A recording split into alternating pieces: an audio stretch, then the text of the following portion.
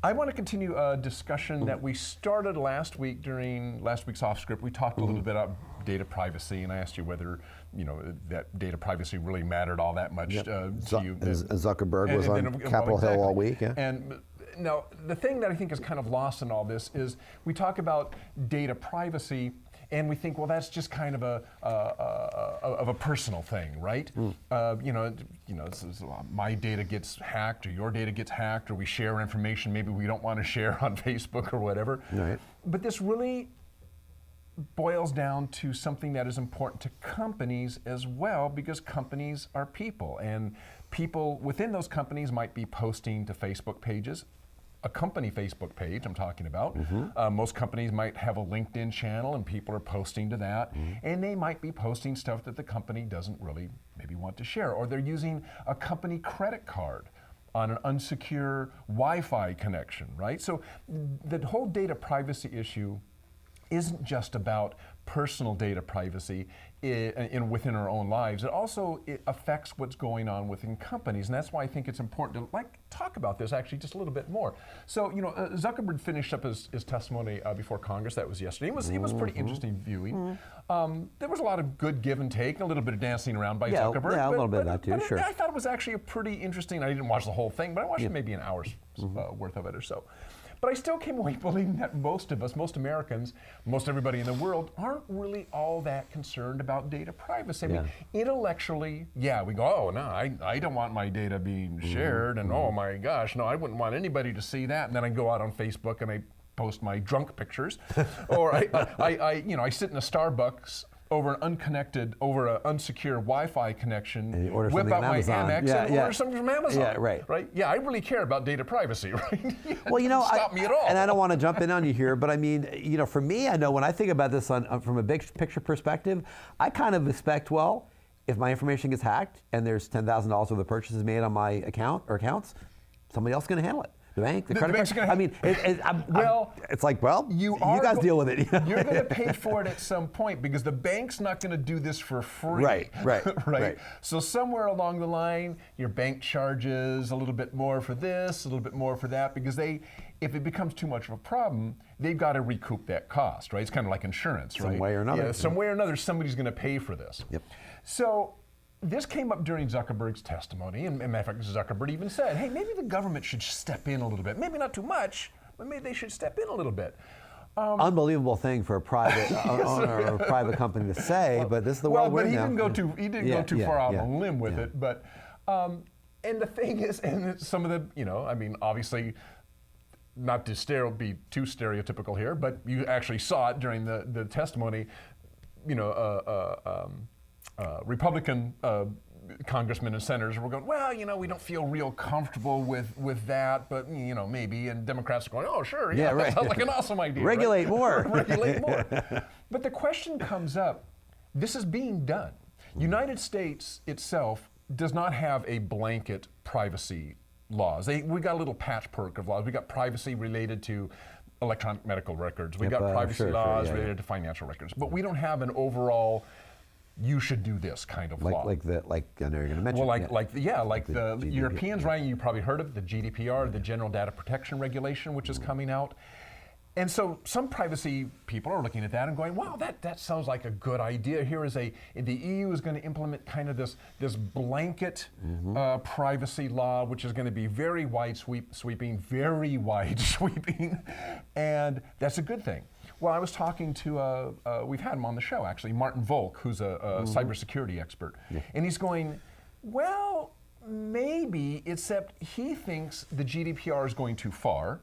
And he says certain European countries, Germany, for instance, he says has gone way too far and has gotten some pushback. They've gotten so restrictive on their privacy laws that it's actually frightened, so to speak, companies like Facebook and Twitter and Google to take down and delete stuff which isn't even against the law. It isn't even against German law, but they're so afraid of being hit with a 50 million euro fine that they just censor themselves to death, or have been. This law may be changing a little bit. So the question I bring up in the op-ed that I wrote is like, well, if the United States government isn't going far enough, and GDPR, the Europeans, are going too far, where's the happy medium? Well, there is a country out there that might be on the right track. Martin Volk was actually kind of liking it, and that's New Zealand. New Zealand basically has a set of guidelines that look a lot like the GDPR, a lot of the same rules as the GDPR, except they're not legally binding. So they're guidelines. And you think, well, what use is that? Well, along with it, there is a very clear path for litigation. So if as a user or a company or whatever, you feel that your privacy has been breached, there is a legal path that you can take. And the way I look at it is kind of like, let's think about libel law in the United States, right?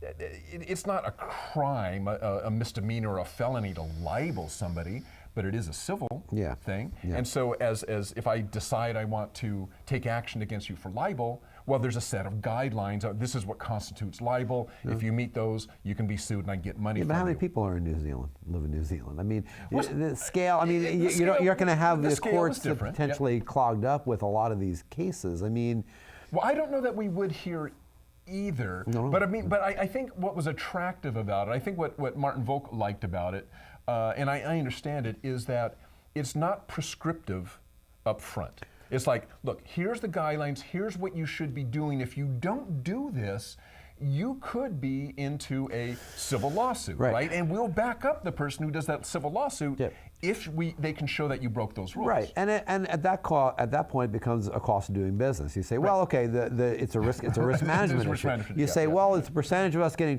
caught on something like this is X, and there's potentially Y number of people that would sue us for this, and the potential payouts could be Z. So do the math, and it works out to this. Meanwhile, our business model makes us $500 million a year. So it's like, well, we're better off. I mean, that's the thing I mentioned in the off script too, that you have to remember is these are the business models for these companies. Facebook's business model is an advertising business model based on data, based on serving ads, based on what the data is telling them of their users. Well, but we're not talking about legitimate use of data. I know, but what I'm saying is it edges into that, where maybe if the GDPR goes too far, maybe some German law goes too far, and it edges into the ability of these companies to just do their business as their business model is, they're going to get scared away. They're going to say, well, if we can't serve ads to users based on what they're showing, what we know their habits are, based on what our advertisers want to do and show the messages, or if I'm going to be severely limited in doing that, to heck with it. Why am I even going to bother with the market at all? Right. And I mean, maybe some people say it's no great loss, so there's less social media in Germany. Who cares, right? I mean, right. But it's a business model for those companies. So you have to weigh that. Well, but remember, in particular, what we're talking about in Germany is one of the things that was happening there is that Google, for instance, was taking down basically news because they were afraid, or so the reports I've read, because there was fear that the Germans might not like this. There's a law against this. I might be getting too close. This might be too close to what the German law might call fake news. Therefore, I'm not even going to post it, or I'm going to take it down. Which gets, now you're really boiling over into self-censorship, which is a whole different deal. Yeah, but I mean, and the Germans are getting some pushback on that. We talk about this as a media company too. You have to identify for your user what's sponsored content, what's opinion, what's news. Opinion is fine. I mean, opinion is interesting. I mean, unless you feel so afraid of putting it up, you don't put it up. Well, because you're afraid of getting a €50 million fine. Right. Well, that's what I'm saying, that you can go too far. I think that's what Volk was saying as well. You can go too far. And you have to bear in mind that media companies exist to be a little confrontational sometimes. I mean, media is about getting eyeballs. It's not all clickbait, but you want to get people to give you some attention. So you're trying to come up with content that's interesting and engaging, and that will get people to read it. So your advertisers will get those page views platform, and they can put their ads on them. So we'll find out, because GDPR comes out May 28th, and we're gonna just and that affects everybody, including us in the United States. Right around the corner. Okay.